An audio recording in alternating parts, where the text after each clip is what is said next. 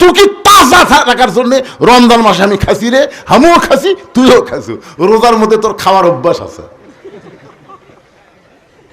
মা পেটে বাচ্চা নিয়ে যদি গোটা পাড়া ঘরে, ওই বাচ্চা দুনিয়াতে এসে কোরআনের মাহফিলে বসবার পারবি না, খালি বেড়ে বেড়ে ঘুরবি। জোরে কোন কথা ঠিক কি না? এই জন্য একজন নেপোলিয়ান বলেছে, ভালো একটা বাচ্চা যদি চাও, ভালো একটা বাপের দরকার। জোরে বলেন, কিসের দরকার? মায়ের পায়ের তলে সন্তানের জান্নাত। ও মা, বাবার পায়ের তলে সন্তানের জান্নাত না দিয়া মায়ের পায়ের তলে সন্তানের জান্নাত কেন দিল মা?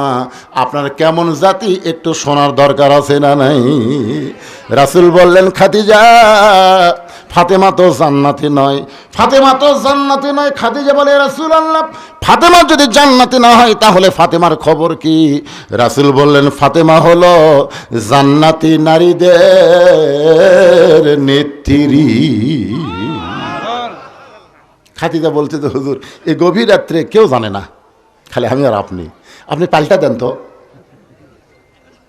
রাসূলকে কি পাল্টাবো? বলে, আমাকে আপনি জান্নাতি নারীদের নেত্রী কন, আর ফাতেমা 1 নম্বর জান্নাতি কন। ফাতেমা হবে 1 নম্বর জান্নাতি, আর খাদিজা হলো জান্নাতি নারীদের নেত্রী। আল্লাহ রাসূল বললেন, আপনার তো মা আর মেয়ে, অসুবিধা কি? খাদিজা বলতে, হুজুর আপনি বুঝবেন না, মেয়ে মানুষ সবসময় উপরে থাকবার চায়। কোথায় থাকবার চায়? মেয়ে মানুষ কিন্তু নিচে পড়বার চায় না ভাই, বিশ্বাস করেন। এরা যে কি হলো, বউ শাশুড়ির যুদ্ধ আমরা শুনছি, কিন্তু শ্বশুর জামাইয়ের যুদ্ধ আমরা কোনোদিনও শুনিনি। জোরে কোন কথা ঠিক করে? আপনার কোন তো শ্বশুর জামাইয়ের যুদ্ধ আছে, কিন্তু বউ শাশুড়ির যুদ্ধ আছে। বিয়ে করার পরে ওই বাড়ির নেত্রী কে হবি, শাশুড়ি থাকবি না বেটার বউ হবি, এই নিয়ে কিন্তু প্রতিযোগিতা হয়। জোরে কোন কথা ঠিক কি না? দেখবেন আপনার বউ এসে আপনার কাছে গুনগুন করে বলবি, আপনার মা ভালো না, আপনার মা ভালো না। মানে আমার কাছে সবসময় আমার বউ খালি মায়ের বিরুদ্ধে কয়, আপনার মা ভালো না। আর আমার বাপের কাছে যায়, আমার মাও কয়, তোমার বেটার বউ ভালো না। কোনোদিন আমি কই না, আমার বাপও কয় না, কয় শালা আমার মাও না আমার বউ। জোরে করে কথা ঠিক কিনা? কথা বল না কেন রে বাবা, আসল গুমর ফাঁস করে দিচ্ছে, আপনার বুঝবেন না। কারণ মার মেয়ের মধ্যে শত্রুতা আছে। আমার বউ মেয়ে তরকারি পাক করে দিয়ে আমার সামনে ঘুর ঘুর করে ঘুরতেছে। আমি কইলাম, মা বাংলাদেশে বহু মাছের তরকারি খাইছি মা, তোর হাতের মতন এত স্বাদ কোথাও পাইনি। সঙ্গে সঙ্গে আর এক টুকরা দিছে, আব্বু খাও আব্বু। আমি তাকে দেখি ওর মা খালি টেপা মাছের মতন মুখ করে আছে। কে গো তোমার কি হলো? এখন তাকে মেয়ের বাড়িতে পার হয়ে যান, মেয়েই খালি পারে, আমি তাই পারি। আই রে আই, মেয়ের প্রশংসা করলে মা রাগ করে, এটা কেমন মা কেমন নারী, চিন্তা করে দেখেন। যে বলতে যে খাদিজা ইয়া রাসূলুল্লাহ, আমি হব জান্নাতি নারীদের নেত্রী, আর ফাতেমাকে আপনি 1 নম্বর জান্নাতি ঘোষণা করেন। রাসূল বললেন, খাদিজা আমি হলাম বন্টনকারী, দেওয়ার মালিক হলো আল্লাহ। আপনারা বলেন তো, দেওয়ার মালিককে? আর বন্টনকারী হচ্ছে আল্লাহর নবী। আমি শুধু আপনাদের দুইজনকে জানাই দিলাম, আসলে দেওয়ার মালিক আল্লাহ। সঙ্গে সঙ্গে খাদিজা বলে, রাসূলুল্লাহ কোন আমলের কারণে আমার ফাতেমাকে আল্লাহ খাতুনে জান্নাত ডিগ্রি দিল, এটা যতক্ষণ আপনি না বলবেন আপনার হাত আমি ছাড়ব না। আমার মায়েরা যারা পর্দার অন্তরে বসে আছেন, মা আপনাদের জন্য ওয়াজ হচ্ছে। মা খাদিজা নবীর হাত ধরে বললেন, কোন আমলের কারণে ফাতেমাকে আল্লাহ খাতুনে জান্নাত ডিগ্রি দিল, যতক্ষণ পর্যন্ত না বলবেন আমি আপনার হাত ছাড়বো না। সঙ্গে সঙ্গে আল্লাহ নবী বললেন, খাদিজা আপনার চোখের সাইজ, মুখের সাইজ, নাকের সাইজ, এই যে আপনার একটা সাইজ, এটা দুনিয়ার কত পুরুষ বলতে পারে আপনি কি হিসাব করে জানেন? খাদিজা বলে, রাসূলুল্লাহ 40 বছর বয়সে আপনার সঙ্গে আমার বিয়ে হলো। ওই সময় মক্কার সবচাইতে ধনী রমণী ছিলাম। অনেক ব্যবসা বাণিজ্য করার কারণে হাজার হাজার পুরুষের সঙ্গে আমার দেখা সাক্ষাৎ হয়েছে। আমার নাকের সাইজ কেমন, আমার চোখের সাইজ কেমন, আমার গায়ের রং কেমন, এটা দুনিয়ার বহু পুরুষ বলতে পারে। রাসূল বলে, খাদিজা দুনিয়ার বহু পুরুষ আপনাকে চিনে, আপনার চেহারার কথা বলতে পারে। এখন বলেন তো, আপনার পেটের মেয়ে ফাতেমাকে দুনিয়ার কত পুরুষ বলতে পারে? ফাতেমার নাকের সাইজ কেমন, ফাতেমার গায়ের রং কেমন, ফাতেমার মুখের সাইজ কেমন, এটা দুনিয়ার কত পুরুষ বলতে পারে? খাদিজা বলে পর্দা নিশি আমার ফাতেমা পর্দা নিশি। আমি মা হয়ে বলতেছি আমার ফাতেমা যখন জন্ম নিছে আমি খাদিজা তাকায় দেখি ফাতেমা তার দুইটা হাত দিয়া তার নিজের ইজ্জত পর্যন্ত ঢেকে রাখছে। আমি খাদিজা ফাতেমার ইজ্জত মা হয়েও কোনোদিন দেখতে পারিনি। আল্লাহ রাসূল বলে খাদিজা ফাতেমা শুধু শিশু অবস্থায় পর্দার মধ্যে জন্ম হয়নি, এই ফাতেমা পর্দার মধ্যে বড় হবে। আবার গভীর রাত্রে দুনিয়া থেকে পর্দার ভিতরে ফাতেমা দুনিয়া থেকে বিদায় নেবে। যে রাত্রে ফাতেমা দুনিয়া থেকে বিদায় নেবে আমার মায়েরা যারা আছেন একটু মনোযোগ দিয়ে শোনেন। গভীর রাত্রে হযরত আলীকে বুকের মধ্যে নিয়ে ফাতেমা ছোট বাচ্চার মতন কাঁদতেছে। আলী বলে ফাতেমা কি হলো আপনার, এমন করে আপনি কেন কাঁদতেছেন, কি হয়েছে আপনি বলেন। ফাতেমা বলে স্বামী গো আল্লাহ তাআলা আমার দোয়া কবুল করেছে, আল্লাহ আমার দোয়া কবুল করেছে। আলী বলতেছে দোয়া কবুল হলো আনন্দের লক্ষণ, কি এমন দোয়া করলেন যে দোয়া আল্লাহ কবুল করলো আপনি কাঁদতেছেন। ফাতেমা বলে স্বামী আমি সব সময় আল্লাহকে বলেছি আল্লাহ ফাতেমার মৃত্যুটা পর্দার মধ্যে দিও, আল্লাহ তাআলা আমার পর্দার মধ্যে মৃত্যু দিবে, এই দোয়াটা আল্লাহ আমার কবুল করেছে। আলী মুসকে মুসকে হাসে আর কয় পাগলি নাকি, যে সারা জীবন পর্দার মধ্যে ছিল সে তো পর্দার মধ্যেই মারা যাবে, যারা পর্দা মানে না তারাই পর্দার মধ্যে মরতেছে। জোরে কোন কথা ঠিক কিনা আপনার বলেন তো, আপনাকে এলাকায় কোনো মেয়ে মানুষ মারা গেলে কয় কাপড়, কথা কয় না।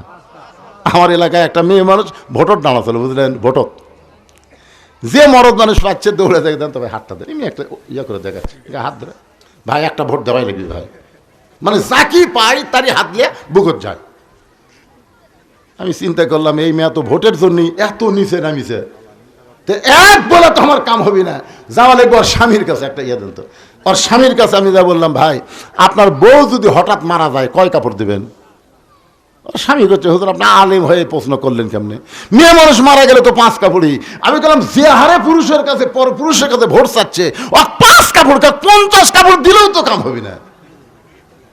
আপনার বলেন পর্দা কখন, মরার পরে না মরার আগে? মরার আগে না মরার পরে? মরার পরে 5 কাপড় দিয়ে খাটনির যখন মেয়ের লাশ লাগছে লাশটা পর্যন্ত চাদর দিয়ে ঢাকছে। সবাই বলতেছে মেয়ে মানুষের লাশ দেখাও হারাম, মেয়ে মানুষের জেতা দেখা যায় তো লাশ দেখা হারাম বলতেছেন, জেতা দেখা অবস্থা বলেননি কেন? একে চাদর দিয়ে ঢাকা রাখছে। ফেরেশতারা বলতেছে আল্লাহ এই মেয়ে মানুষ যখন জেতা ছিল গোটা ধর্মপুর ঘুরিছে, গ্রামের সবাই এক চিনে, মরার পরে 5 কাপড় দিয়ে চাদর দিয়ে ঢাকলো কেন? আল্লাহ বলতেছে দেশের নাম বাংলাদেশ রে, ওই দেশের মেয়েরা বাঁচতে মানে না রে, মরার পরে মানে। আপনারা বলেন তো ভাই বুড়ি মানুষ বোরকা গাওয়ার দেখুন লাভ আছে? এই ছেলেরা কথা কও তো, একটা বুড়ির দিকে আমার মতন বুড়াও তাকায় না, বুড়ির দিকেও তাকায়, সেই বুড়ি বোরকা পরছে আর যুবতী পরিমণির মতন হাই হিল পরে কিলকিল করতেছে, অন্যটা আবার গলার মাফলা বানায় এরকম মাঝখান দিয়ে থোসে। একটা বুড়া মানুষ পর্যন্ত চোখ টেরা করে বারবার তাকায়। আমার ওয়াজের মধ্যে আছে 50 বছর আমের গাছের গোড়াত বেড়া যদি কেউ দেয়, একজন বলে বেড়া কেন দিচ্ছেন, বলে গরু ছাগল যদি খায় ভাই সতর্ক থাকা ভালো। কেন 50 বছর আমের গাছের দিকে গরু ছাগল ঘৃণা করে তাকাবি না রে, বেড়া যদি দিবার চাও যে লখলকা পাতা বাড়াছে ওই ছোট গাছের বেড়াতে হবে। বুড়ির গায়ে বোরকা দিয়ে লাভ নাই, যুবতীর গায়ে পর্দা করা লাগবে। জোরে কোন ঠিক কে কথা বলো? আজকে বুড়ি বোরকা পরে মরা লাগবি ভাই, কে যুবতী মরবি না? আমার মায়েরা মনোযোগ দিয়ে শোনেন। হযরত আলী বলে ফাতেমা সারা জীবন পর্দা করেছো, আল্লাহ তোমার পর্দার মধ্যে মৃত্যু দিবে কবুল করেছে, আনন্দ করে খুশি হও। ফাতেমা বলে স্বামী গো আমার দোয়া আল্লাহ কবুল করেছে, কবে আমার মৃত্যু হবে সেইটাকে শুনবেন না? আলী বলে ফাতেমা মরার খবর দুনিয়ার কেউ বলতে পারে না। ফাতেমা বলতেছে আল্লাহ পাক আমাকে জানাইছে আজকে গভীর রাত্রে ফাতেমার মৃত্যু হবে। আল্লাহ পাক আমাকে জানাইছে গভীর রাত্রে ফাতেমার মৃত্যু হবে। যেই মাত্র বলেছে গভীর রাত্রে ফাতেমার মৃত্যু হবে, গাছের গোলা কাটলে গাছটা যেমন ঠাস করে পড়ে যায়, হযরত আলী তেমনি পড়ে গেলেন ঘরের মাজায়। মা ফাতেমা মুস্কি মুস্কি হাসতেছে, মুস্কি মুস্কি যিনি গভীর রাত্রে মৃত্যুবরণ করবে তিনি হাসতেছে। তার মানে বোঝা গেল আল্লাহ রাহে যাদের জীবন যাবে তাদের মৃত্যু কোনো কষ্টের কারণ না। আবু সাইদের মৃত্যু কষ্ট হয়নি। জোরে কোন কথা ঠিক কি না? আপনারা ভিডিও দেখেননি? আমি তো ভিডিও দেখি আর অ্যানালাইসিস করি, চিন্তা করি কে রে মার গুলি করলো। একটা গুলিতে আমরা কি বলতাম, ও মারে বাবারে মরে গেলাম রে, জোরে কোন কথা ঠিক কিনা? আপনার বলেন তো আবু সাইদের মুকুট এরকম কোন শব্দ আছে? সিনা টান করে দাঁড়া আছে। আরে শোনা যায়নি কিন্তু তো দেখেও বোঝা যায় রে পাগলারা, দেখে বোঝা যায় না, খালি শোনাই লাগবি সব। শোনা যায়নি কোন দল রে? ওই কি মাজা কাট করছে না এরকম খারাপ আছে, আবার একটা গুলি করছে, তারপরেও ওই জায়গা ছাড়েনি। তৃতীয় যখন গুলি করছে তখন একবার খালি এইভাবে হাত দিছিল, হাত দেওয়া দেখে দুই ছেলে দৌড়ে সব ধরলো, ধরার পরে ছেলেটা পড়লো। তার মানে কি বুঝলেন? হাসিনার বিরুদ্ধে সর্বপ্রথম বাংলাদেশে জীবন দিয়ে বাতিলকে হটানোর আন্দোলন আবু সাইদ গোল্ডেন A+ পাইছে। ধরে এখন কথা ঠিক কথা বলে। আজকে আমাদের গ্রামের এক ছেলে হয়েছে, সম্পর্কে আমার চাহতো ভাই আমাকে, হুজুর ছেলেটার নাম রাখ, ভালো নাম কন। আমি বললাম ছেলের নাম হলো আবু সাইদ।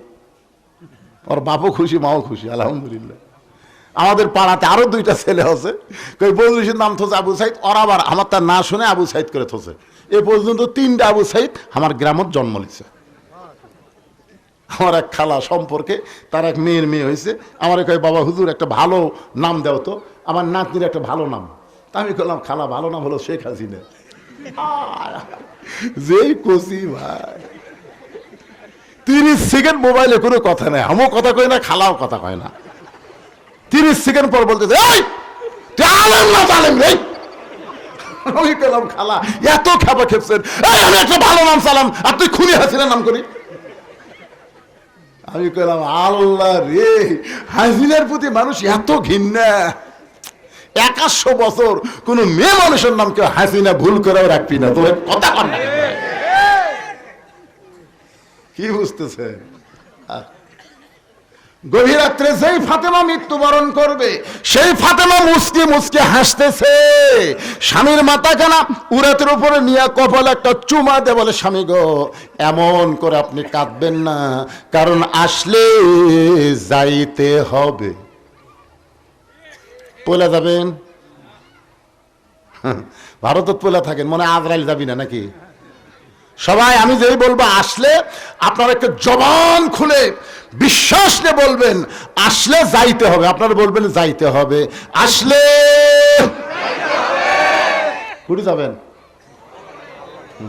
কি লিয়া?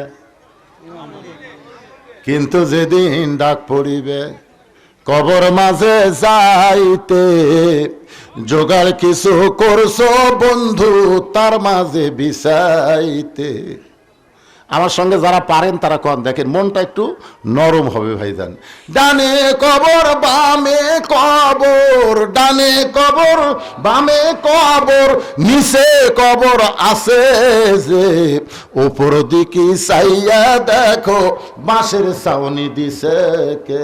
ডাক দিয়াছেন দয়াল আমারে, রইব না আর বেশি দিন তোদের মাজারে। চলতে পথে 2 দিন, জোরে কোন কয়দিন? থামিলাম যাবার কালে একজন আরো দেখা না পাইলাম, ও আমার সাদের মালা যায় রে ছিঁড়ে, রইব না আর বেশি দিন তোদের মাজারে। ফাতেমা বলে স্বামী গো এমন করে আপনি কাঁদবেন না, কারণ আসলে যাইতে হবে। এই দুনিয়া থাকার জায়গা না, এই দুনিয়া থেকে আমাদের সবাইকে যাইতে হবে। আল্লাহ বলেছেন ইয়া আইয়ুহাল্লাযীনা আমানুত্তাকুল্লাহা হাক্কা তুকাতিহি ওয়া লা তামুতুন্না ইল্লা ওয়া আনতুম মুসলিমুন। ওগো স্বামী, আমি মরে যাওয়ার পর আমার 3টা চাওয়া আপনাকে পুরা করা লাগবে।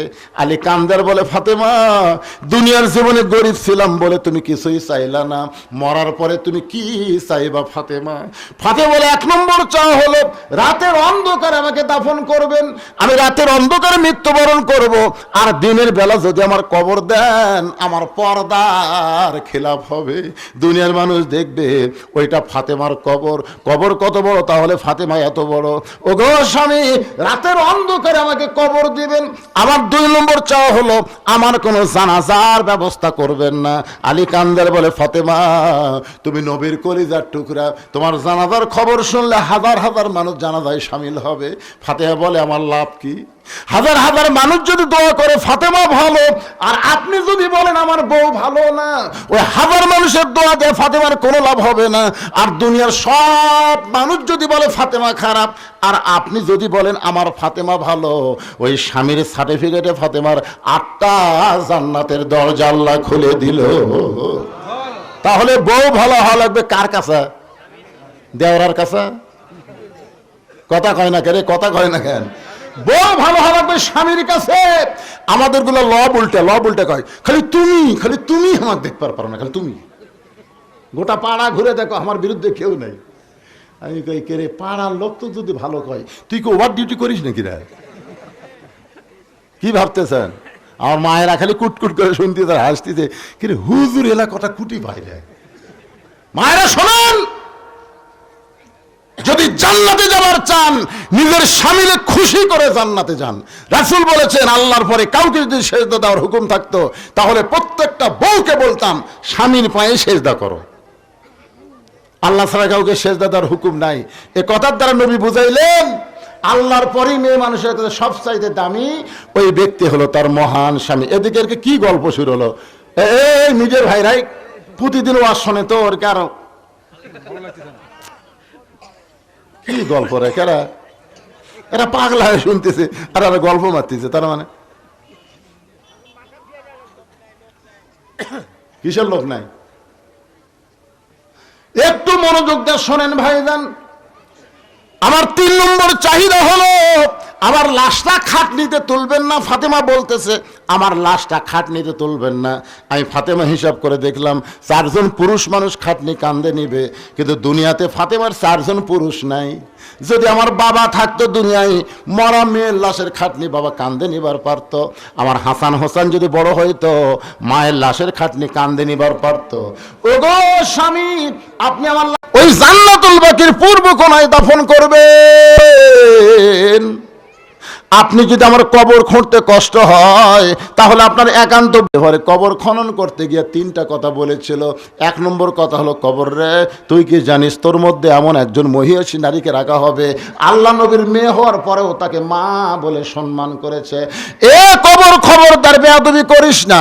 তোর মধ্যে এমন একজন মাকে রাখা হবে যার 2টা সন্তান জান্নাতি যুবকদের সর্দার। রে কবর, খবরদার বেয়াদবি করিস না। তোর মধ্যে এমন একজন বিবিকে রাখা হবে যার স্বামী হল আসাদুল্লাহিল গালিব। এই কথা বলে যখন কোদাল মারতে চায়, কবরের মধ্যে থেকে শব্দ আসতেছে, ও কবর আবু যর, কার মা কার মেয়ে কার বিবি, এইটা কবর দেখবে না। আমল যদি ভালো হয় কবর জান্নাতের বাগান হবে, আমল যদি খারাপ হয় কবর জাহান্নামের গর্ত হবে। এটা কিন্তু ফাতেমার জন্য বলা হয়নি, এটা বলা হয়েছে আমাদের জন্য। জোরে কন ঠিক কি না? তার মানে বোঝা গেল, কবরে যাইতে গেলে আমলহীন কবরে যাওয়া যাবে না। আপনি কবরে যাওয়ার পরে 1 নম্বর প্রশ্ন করবে, মান রব্বুকা। কি প্রশ্ন? মান রব্বুকা, তোমার রব কে? আপনাকে বলাই লাগবে না। আপনি যে নামাজ পড়েননি, আপনার পক্ষে নামাজ খাড়া হবে। এই মুনকির নাকির, কাকে রব সম্পর্কে প্রশ্ন করতেছিস? মুনকির নাকির বলতেছে, এ যাই শুয়ে আছে কবরে, কে বলে আরামের ঘুম দিল। আমার মান রব্বুকে প্রশ্ন করিস, বলে আপনি কে? বলে আমি হলাম ওনার নামাজ। আমি হলাম ওনার নামাজ। তুমি জানো সারা জীবন কয় ওয়াক্ত নামাজ পড়ছে? মুনকির নাকির আমাদের ক্যালকুলেটর নাই তো, তাহলে মান রব্বুকে প্রশ্ন করতেছ কে? মসজিদে যাই, নামাজে নিয়ত করার পরে যে লোকটা বলেছে আলহামদুলিল্লাহি রাব্বিল আলামিন, রুকুতে যাই যে লোকটা বলেছে সুবহান রাব্বিয়াল আযীম, সেজদা দিয়ে যে লোকটা বলেছে রাব্বিয়াল আলা, এত রব রব করে কেমন কবর হচ্ছে আবার রব। মুনকির নাকির কয়, আল্লাহ তোমার বান্দাকে মান রব্বুকে প্রশ্ন করার সাথে সাথে নামাজ দিয়ে খাবার খেয়েছে, আমরা কি করবো? আল্লাহ এই যে নামাজ দিয়ে কবর আইছে, তার রবের উত্তর হয়ে গেছে। কি ভাবতেছেন জ্ঞান আমাদিরা? একটা গান আছে, ছোটবেলা শোনেননি? যদি ফুলগুলো হয় অভিমানে ধরে যায়, আমি মালা গেথে বলো কারে পরাবো, সে যে কেন এলো না, কিছু ভালো লাগে না, কবরে আসুক তারে আমি। মজা দেখবেন কবরে যাওয়া। বাগানে একটু মনোযোগ দিয়ে শোনেন। গভীর রাত্রে হযরত আলী ফাতেমাকে কাঁধে করে নিয়ে জান্নাতুল বাকির গোরস্থানে দাফন করার পর আল্লাহকে বলতে, আল্লাহ আমার ফাতেমাকে তুমি কবুল করে নাও। এ দোয়া করার পরে হযরত আলী তাকায় দেখে সামনে কয়েকটা পুরাতন কবর দেখা যায়। এই মাত্র ফাতেমার নতুন কবর দিছে, সেই কবর আর নাই। আলী কান্দের বলে, এখনই ফাতেমার কবর দিলাম, সেই কবরটা গেল কোন জায়গায়? আমার ফাতেমার কবর, ফাতেমার কবর কে গেল? বলে, আলী রে, তোমার ফাতেমা হলো পর্দানিশী, আমি আল্লাহ জোহরা ডিগ্রি দিয়া ফাতেমার কবরটাকে কিয়ামত পর্যন্ত পর্দা করে দিয়েছি। আমার মা বোনদের জন্য এতক্ষণ পর্দার ওয়াজ করলাম। পুরুষের বান্দা হবার গেলে 1 নম্বর ইবাদতের নাম হলো নামাজ। ধরে কারণ 1 নম্বর ইবাদতের নাম কি? আর নারীদের বান্দি হবার গেলে 1 নম্বরের নাম কি? সবাই জোরে করে 1 নম্বরের নাম কি? আর পুরুষের 1 নম্বরের নাম কি? নামাজ। ফাদখুলি ফি ইবাদি ওয়াদখুলি জান্নাতি। এই মসজিদকে লক্ষ্য করেই নানা মাহফিল করছে। আমি আপনাদের কাছে একটু রুমাল গামছা পাঠাবো। এই যে সমস্ত ছেলেরা মাহফিল করেছে তাদের পক্ষ থেকে আপনাদের কাছে যাবে। আল্লাহর ঘরের জন্য, দুনিয়ার সাধারণ দান না, ঘরটা হলো আল্লাহ। ধরে কান কার? সে আল্লাহর ঘরকে লক্ষ্য রেখেই ওনারা মাহফিলের আয়োজন করেছে। এবং এখানে একটা ফোরকানিয়া মাদ্রাসা আছে, মসজিদ এবং মাদ্রাসাকে সামনে নিয়ে এত ছোট বাচ্চার হাতে ব্যাগ দিতে গেলে ওরা একটা ছাত্র। আচ্ছা ঠিক আছে। আরে এই মক্তবের ছাত্র যাচ্ছে আপনাদের কাছে, সবাই জানে যে দাম আছে, ব্যাগের মধ্যে দেন, যে যা পারবেন। 1টা টাকা না দিয়ে যদি কেউ ওঠেন আপনারা দিবেন, 10%, 20%, 50%, যে যা পারেন আল্লাহর হস্তে দান করবেন। আর এখানে তো মাশাআল্লাহ আমার অতিথি ভাইরা ভাষণ দিয়ে চলে যায়, আজকের এরা যায়নি কিছু একটু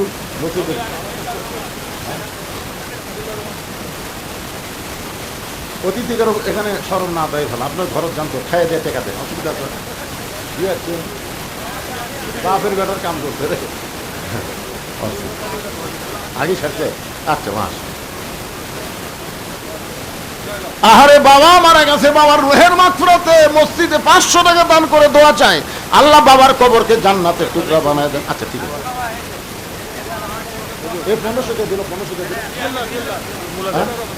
জিল্লা রহমান 1500 টাকা দান করছে, আল্লাহ দানকে কবুল করেন, আল্লাহুম্মা আমিন।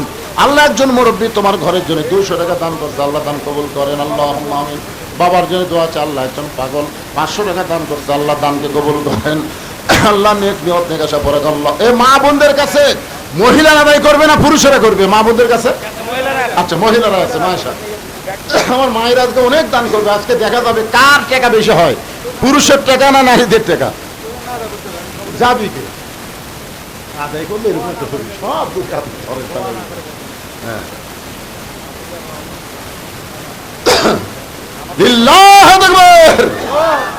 মাহফুজার রহমান একজন রুগী মানুষ, হাটের রুগী। উনি আল্লাহর ঘর মসজিদের জন্য 10,000 নগদ টাকা দান করছে। মারহাবা। আমরা সবাই একটু সংক্ষিপ্ত হাত তুলি বাবা। আল্লাহুম্মা আমিন। আল্লাহ তোমার রুগী বান্দা হাটের রুগী, আল্লাহ তোমার ঘর মসজিদ 10,000 টাকা দান করেছে, আল্লাহ এই দানের ওসিলায় তাকে পুরোপুরি সুস্থতা দান করো। তোমার রাসূল বলেছে সাদকাতু তারুদ্দুল বালা, দান সদকা করলে বালা মুসিবত দূর হয়ে যায়। আল্লাহ এই দানের কারণে তাকে সুস্থ করে দাও বিরহমাতিকা ইয়া আরহামার রাহিমিন। আল্লাহর আরেকজন বান্দা নাম হলো বান্দি। বান্দি দেখছেন, বান্দার সাথে আবার বান্দি চলে গেছে। মোসাম্মদ ফেরদাউসি 7,000 টাকা নগদ, জোরে কান মারহাবা। মাহবুবুর রহমান বান্দা আর ফেরদৌসি বান্দি। দেখেন আল্লাহর একজন বান্দা 500 টাকা দান করছে, আল্লাহ কবুল কর, আল্লাহুম্মা আমিন। মাহবুবুর রহমান উনি দিয়েছেন 3,000 টাকা নগদ। এই মোট 20,000 টাকার একটা স্লিপ পাওয়া গেছে, সব টাকাই নগদ। আলহামদুলিল্লাহ, আল্লাহ তাদের এই দানকে কবুল করেন। যে নিয়তে তারা দান করছে, আল্লাহ নেক নিয়ত নেক আশা আল্লাহ আপনি কবুল করেন, কবুল করো, কবুল করো মোদের কামনা। এই ব্যাগগুলো সব ট্রেজের জমা দাও বাবা, যেগুলো ব্যাগ আদায় হয়েছে সব জমা দেন। আর আপনারা আল্লাহর ঘর মসজিদের জন্য যদি নগদ না পারেন, বাকি ধান দেন, আলু দেন, যে যেটা আবাদ করবেন সেখান থেকে আল্লাহর ঘরে আপনারা দান করবেন।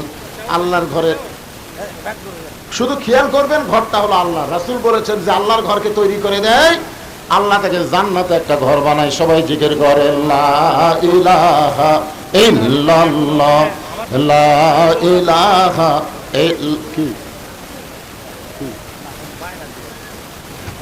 না না সবার ভাই কি একটা সব কিছু সাইজ নাই। লা ইলাহা জিকির করেন আল্লাহর জিকির। ভাই এ ফাঁকা ফাঁকা বন্ধুদের সবাই আসেন তো, সামনে আসেন। বাকি কথাগুলো বলেই আমি আপনাদের নিয়ে দোয়া করবো। সবাই সামনে আসেন, যারা গেছে চলে যাক, অসুবিধা নেই। চিটা পাতান থাকে না রে পাগলা, ধপ তো চেহারা তো ধানের মতোই, তাই বলে কি বাতাস দিলে থাকে? কথা কন, বাতাস দিলে থাকে? তো তাহলে আদায় মানে একটা বাতাস দেওয়া, বুঝলেন না? এখান থেকে চিটা পাতান আমরা সাফ করে দিলাম। এখন যে কয়টা আছি চাউল আলা দানাদার ধান, এই জন্য সবাই সামনে আসেন। পাতান গেছে, পাতান গেছে।